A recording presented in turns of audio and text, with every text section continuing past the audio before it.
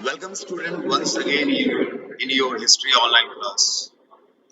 We will carry on the chapter which we have started, nationalism in India. I think in the last video I have told you about the definition of nationalism, and also you have read about nationalism in the chapter nationalism in Europe. So I don't think it is necessary for us to discuss about the meaning of nationalism. Today we will discuss that how nationalism became a strong feeling among the Indians and they came under one umbrella है ना, to overthrow the British Empire from India and to make India free. बच्चों, हम राष्ट्रवाद की परिभाषा को पढ़ चुके हैं, समझ चुके हैं और हमने परीक्षण भी किया है कि यूरोप में कैसे राष्ट्रवाद की भावना ने यूरोप में बहुत सारे राष्ट्रों को जन्म दिया, लोगों को शासन की नई पद्धति लोकतांत्रिक पद्धति से परिचय कराया, संविधान के बारे में लोगों को बताया। अब इस पाठ में हम लोग पढ़ेंगे कि राष्ट्रवाद की भावना भारत में कैसे आई, भारत के विभिन्न वर्गों के लोगों के लिए राष्ट्रवाद की भावना का अर्थ क्या क्या था, उनके एस्पिरेशंस क्या क्या थे, उनके एक्सपेक्टेशंस क्या क्या थे। बच्चों, हमने देखा कि modern nationalism in Europe came to be associated with the formation of nation states. Europe में नेशनलिज्म के रिजल्ट से बहुत सारे नए स्टेट्स फॉर्म हुए। इटली, जर्मनी, पोलैंड जो पहले से डिस्ट्रीब्यूटेड था सुपर पावर्स के अमोंग, वो भी फ्री हुआ और एक नए स्टेट के रूप में क्रिएट हुआ। मतलब कि नेशनलिज्म ने लोगों के अंडरस्टैंडिंग को चेंज किया, लोगों के थिंकिंग को चेंज किया कि वो कौन है। पहले लोग, जब यूरोप में मोनार्कियल रूल था, लोग खुद को क्या समझते थे? सब्जेक्ट। और जब नेशनलिज्म की भावना आई, लोगों ने खुद को यूनाइट किया, यंग यूरोप, यंग इटली जैसे एसोसिएशंस बने, लोगों ने अपने देश में राजनीतिक परिवर्तन लाया, लोग किस रूप में कन्वर्टेड हो गए? बताइए, सिटीजन। अब जो पहले सब्जेक्ट हुआ करते थे वो अब सिटीजन हो गए। आप में से कोई खड़े होइए और बतलाइए एक basic difference, one basic difference between a subject and a citizen. Who can? Anyone? Can any one of you will give me one basic difference between a subject and a citizen?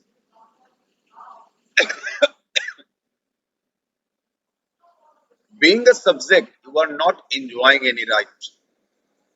But being a citizen, you have so many rights, including your fundamental rights also. है ना? Your government is yours. Your government works according to your wish, according to your aspirations, according to your expectations. Because you have chosen the government or not. When you are a citizen, it means that certainly we can say that your country has which form of government? Democratic. Definitely. Your country has democratic form of government. And when there is democratic form of government, it is obvious that constitution is present. Because constitution may exist without democracy, but we all know that democracies never exist without constitution. Constitution is omnipresent in democratic countries. कहने का मतलब है बच्चों, संविधान वहां भी हो सकता है जहां की लोकतंत्र नहीं है। हमने फ्रांस में पढ़ा था, फ्रांस के आंदोलन में पढ़ा था, 1791 में फ्रांस जो है वो मोनार्की को एबोलिश करके कॉन्स्टिट्यूशनल मोनार्की बन गया। राजा को क्या करना था? कॉन्स्टिट्यूशन के आधार पर शासन करना।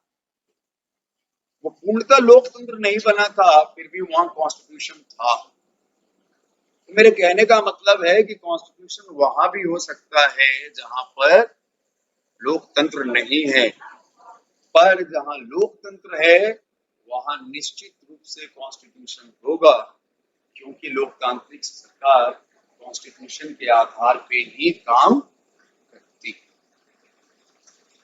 बच्चों, हम पढ़ेंगे कि इसमें कैसे लोगों ने ये जाना कि वो कौन है, उनकी आइडेंटिटी क्या है, उनका सेंस ऑफ बिलोंगिंग क्या है, नए सिंबल्स, नए आइकॉन्स, बहुत सारे पॉलिटिकल सिंबल्स लोगों ने अपनाया। For example block and chain. Block and chain एक पॉलिटिकल सिंबल था ना बेटा?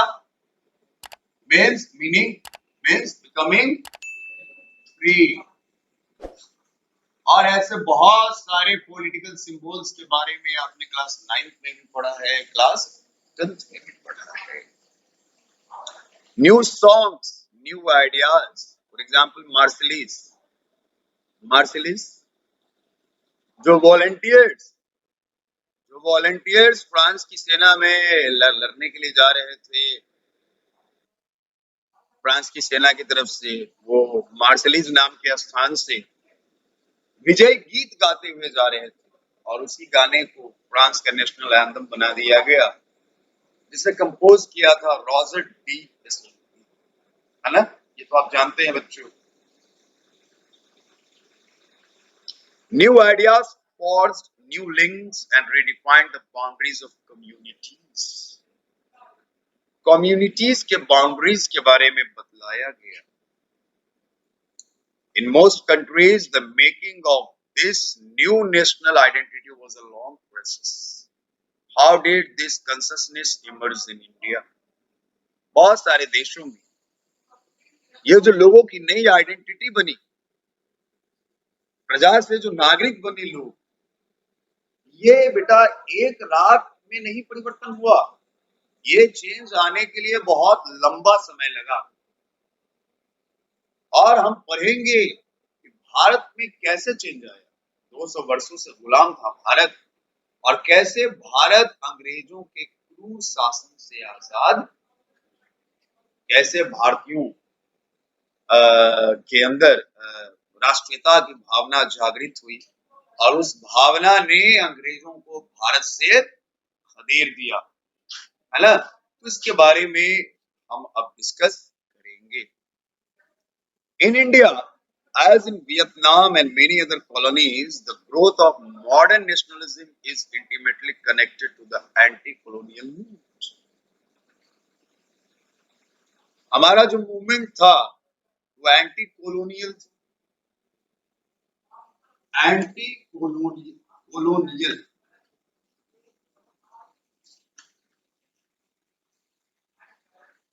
क्या आप इस शब्द को समझ पा रहे हैं? एंटी कॉलोनियल कितने बच्चे समझ पा रहे हैं? हाथ उठाएं।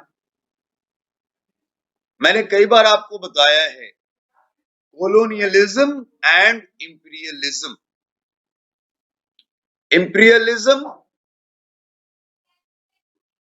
एक ऐसी प्रथा जिसके अनुसार कोई शक्तिशाली देश दूसरे देश पर अधिकार कर लेता है, और अधिकार करके उस देश को अपनी कॉलोनी बना लेता है।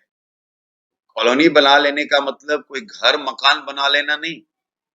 कॉलोनी बना लेने का मतलब एशिया की सबसे बड़ी कॉलोनी कंकड़बाग कॉलोनी बना लेना नहीं। कॉलोनी बना लेने का मतलब है कि उस देश के राजनीतिक कंट्रोल को अपने हाथों में ले लेना। ठीक है? तो इंडिया भी एक कॉलोनी थी या नहीं? बोलिए हाँ या ना। इंडिया कॉलोनी थी। किस इंपीरियलिस्टिक कंट्री की कॉलोनी थी? ब्रिटेन की। तो हमारा कॉलोनियल मास्टर कौन हुआ? और हम किसकी कॉलोनी थे? अब तो क्लियर हो गया ना? कॉलोनी क्लियर हो गया। कॉलोनियल मास्टर क्लियर हो गया, ये प्रोसेस कॉलोनियलिज्म क्लियर हो गया कि नहीं हुआ? हो गया ना? तो हमारा जो मूवमेंट था वो एंटी कॉलोनियल था, मतलब हमारा मूवमेंट किसके खिलाफ था? बोलिए जोर से। तो भाई किसके खिलाफ, वही तो मैं पूछ रहा हूं।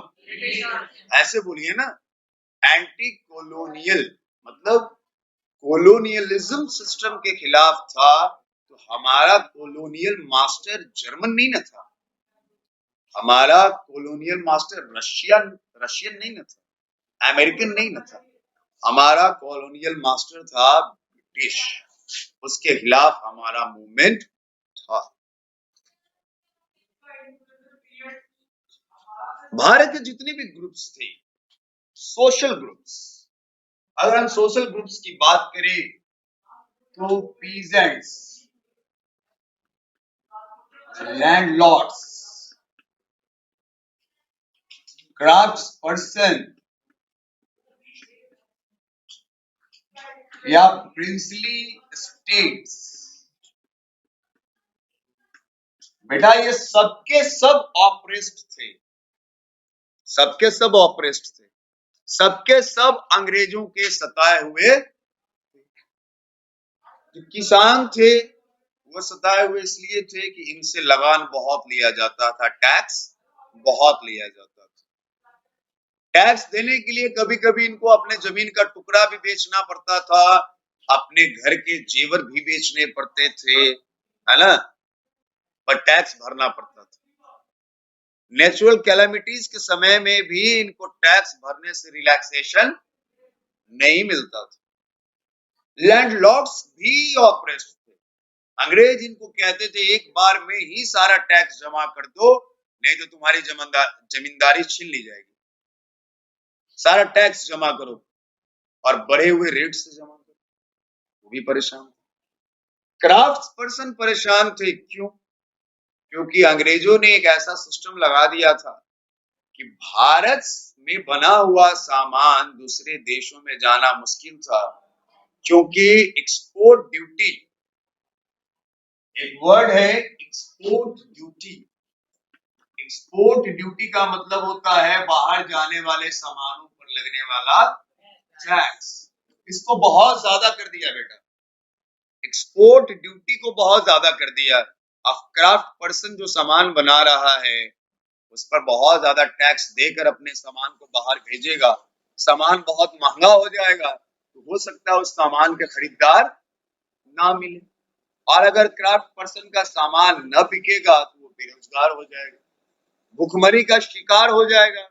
और दूसरा बेटा अंग्रेजों ने क्या कर दिया कि इंपोर्ट फ्री कर दिया, यानी कि इंडस्ट्रियलाइजेशन इंग्लैंड में हुआ था सबसे पहले, और आप सभी जानते हैं कि सबसे पहले इंडस्ट्रियलाइजेशन होने वाला industry cotton industry. Cotton industry वो इंडस्ट्री है जो सबसे पहले बनी थी वर्ल्ड में। इंडस्ट्रियलाइजेशन सबसे पहले इंग्लैंड में हुआ था, और सबसे पहली जो फैक्ट्री लगी थी, जो इंडस्ट्री लगी थी, वो कॉटन इंडस्ट्री थी ना। अब इंग्लैंड से मिल मेड गुड्स हमारे देश में आने लगे। अब क्राफ्ट पर्सन के कपड़ों को कौन खरीदेगा? जो बंगाल के वीवर्स थे, मद्रास के वीवर्स थे, ये सब के सब बेटा बेकार हो गए, जॉबलेस हो गए, क्योंकि मिल मेड क्लॉथ काफी सस्ता आने लगा। इन वीवर्स के बनाए हुए कपड़े काफी महंगे बिकते थे। अब चूंकि ये कपड़े काफी महंगे बिकते थे, तो भारत के लोग इंग्लैंड के मिल मेड गुड्स को खरीदना शुरू कर दिए। इससे क्राफ्ट पर्सन भी बेकार हो गए। समझ में आ रही मेरी बात या नहीं? क्राफ्ट पर्सन बेकार हो गए, तो ये भी अंग्रेजों के सताए हुए कि नहीं? अब बात करते हैं प्रिंसली स्टेट्स की। मैं क्या बतला सकते हैं ये प्रिंसली स्टेट्स कैसे अंग्रेजों के सताए हुए थे, ये प्रिंसली स्टेट्स कैसे ऑपरेस्ट थे? तो बतलाओ कि प्रिंसली स्टेट्स भी सताए हुए थे अंग्रेजों के।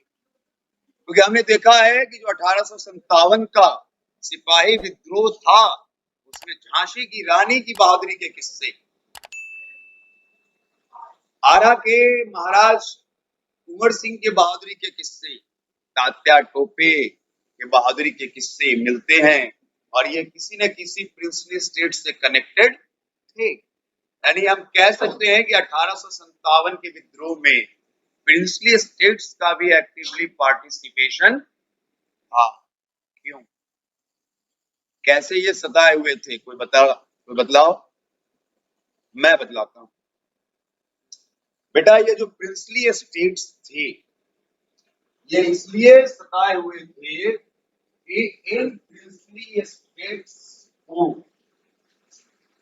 एक चीज मानना पड़ता था, और वो था सब्सिडियरी अलायंस।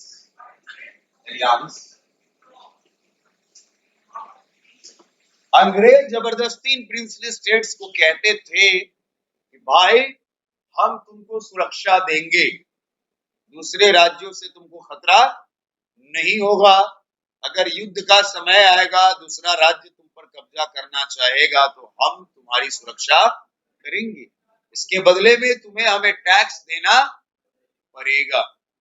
और उनके दरबार में रेजिडेंट्स रख दिए जाते थे। आपने वो सीरियल देखा है झांसी की रानी? आपने देखा होगा कि झांसी की रानी के दरबार में 2-3 अंग्रेज थे ना, थे कि नहीं दरबार में? और वो सारे फैसलों में इंटरफेयर करते थे ना, करते थे कि नहीं? ये रेजिडेंट। और झांसी का राज्य जो था वो सब्सिडरी अलायंस था। इतना ही नहीं, एक गवर्नर जनरल, जिनको वायसराय भी कहा जाता था, एक गवर्नर जनरल साहब आए जिनका नाम था लॉर्ड डलहौजी। क्या नाम था उनका? ये साहब लेकर आए एक अंग्रेज सरकार का एक एक्ट लेकर आए, और बेटा वो एक्ट था डॉक्ट्राइन ऑफ लैप्स। क्या नाम था उस एक्ट का? उस एक्ट का नाम था डॉक्ट्राइन ऑफ लैप्स।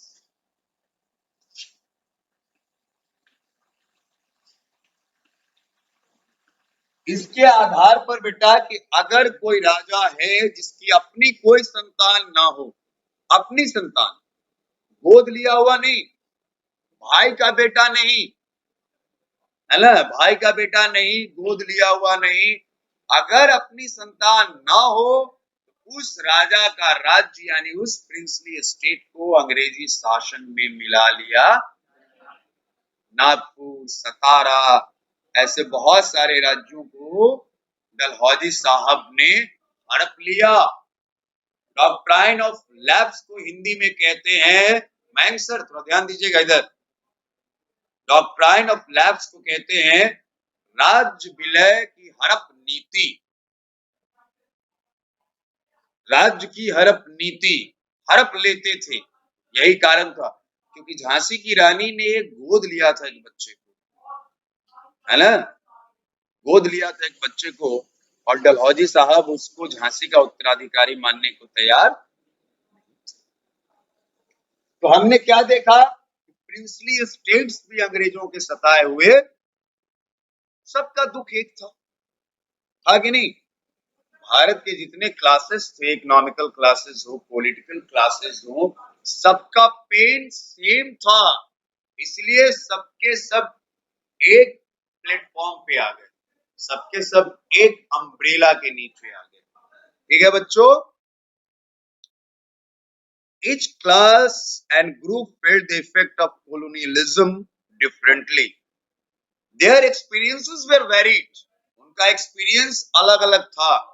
किसी का राज्य चला जा रहा था, किसी की जमींदारी चली जा रही थी, किसी को मजदूरी कम मिल रही थी, किसी को लगान ज्यादा देना पड़ रहा था, किसी का सामान नहीं बिक पा रहा था, पर ऑन द होल सबके कारण और फैक्टर सिर्फ और सिर्फ एक थे, और वो कौन थे? ब्रिटिशर्स।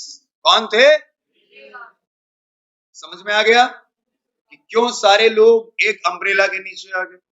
भले ही दुख सबका अलग अलग था, पर दुख देने वाला आदमी एक था। इसलिए सब लोग एक प्लेटफॉर्म के नीचे आ गए। The Congress under Mahatma Gandhi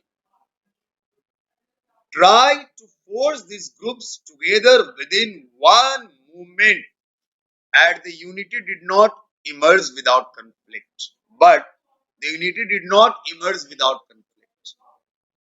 freedom का नोशंस भी सबके लिए अलग अलग थे। एक पीजेंट के लिए फ्रीडम का नोशन का मतलब था मजदूरी ज्यादा मिलना, जमींदार के चंगुल से आजाद होना, जमीन का मालिक बनना।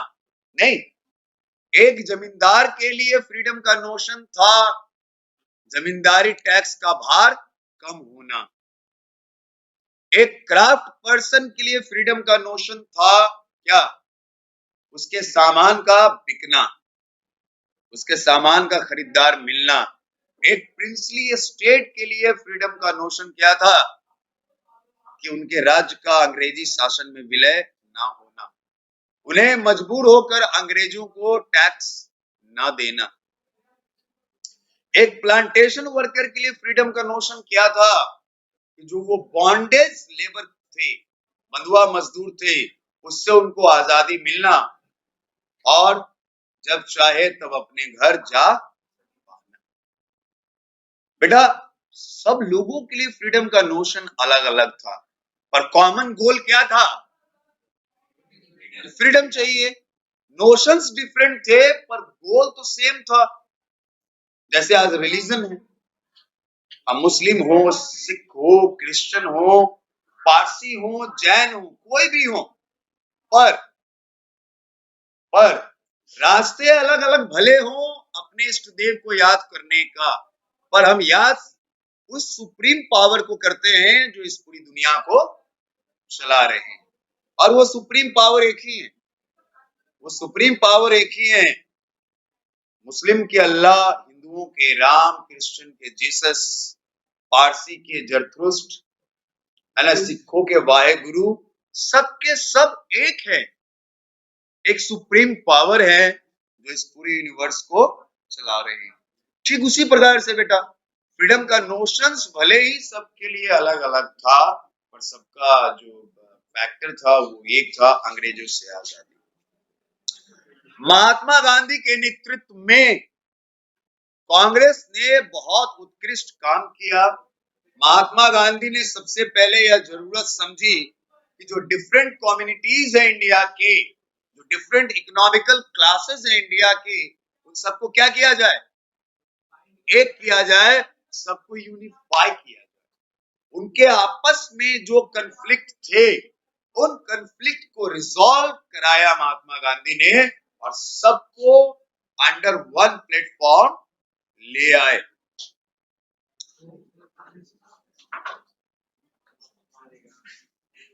आपने अर्लियर टेक्स्ट बुक में इंडिया में नेशनलिज्म के ग्रोथ के बारे में पढ़ा है। ये आपने पढ़ा किस क्लास में? क्लास 8 में। क्लास 8 में पढ़ा आपने first decade of the 20th century. आपने कांग्रेस के फॉर्मेशन के बारे में पढ़ा। बच्चों बतलाइए इधर, आपने कांग्रेस के फॉर्मेशन के बारे में पढ़ा, आपने ए.ओ. ह्यूम के बारे में पढ़ा, आपने कुछ कांग्रेस सेशंस के बारे में भी पढ़ा।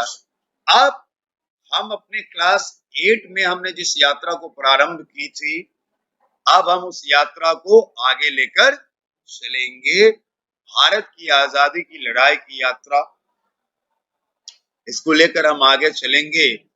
हमारा सौभाग्य है कि भारत की आजादी के 75 वर्ष पूरे हो चुके हैं और इस साल पे हम भारत की आजादी की लड़ाई की जो संघर्ष गाथा है ना, the struggle story we are going to discuss. We are very fortunate.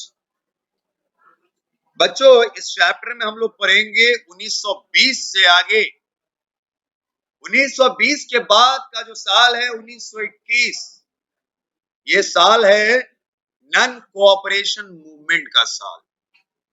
Gandhi ji के नेतृत्व में पहला बड़ा आंदोलन। इसके पहले गांधी जी ने चंपारण सत्याग्रह किया, अहमदाबाद गए, बारदोली गए, ठीक है। चंपारण में नील के खेती के विरोध में उन्होंने सत्याग्रह किया था।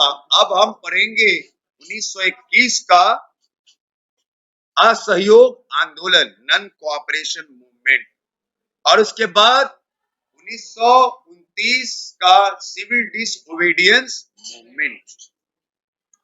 ये दो बहुत बड़े मूवमेंट थे जिन्होंने अंग्रेजों को भारत की और भारतीयों की एकता की शक्ति से इंट्रोड्यूस करवाया। These two movements introduced the Britishers to the unification of Indians under one umbrella. Indians ने दिखा दिया union is strength, union is strength. हम पढ़ेंगे कि कैसे कांग्रेस ने नेशनल मूवमेंट को डेवलप किया, कैसे डिफरेंट सोशल ग्रुप्स ने इस मूवमेंट में पार्टिसिपेट किया, और जो नेशनलिज्म था वो लोगों की भावनाओं में कैसा स्थान लिया। तो बच्चों, आज के लिए इतना ही। अगर ये वीडियो आपको पसंद आया हो तो इसे लाइक और सब्सक्राइब करना ना भूलें, और घंटी के निशान को सबसे पहले दबाएं ताकि ये सारे वीडियो आप तक सबसे पहले पहुंच सके, और वो भी बिल्कुल मुफ्त। Thank you for watching.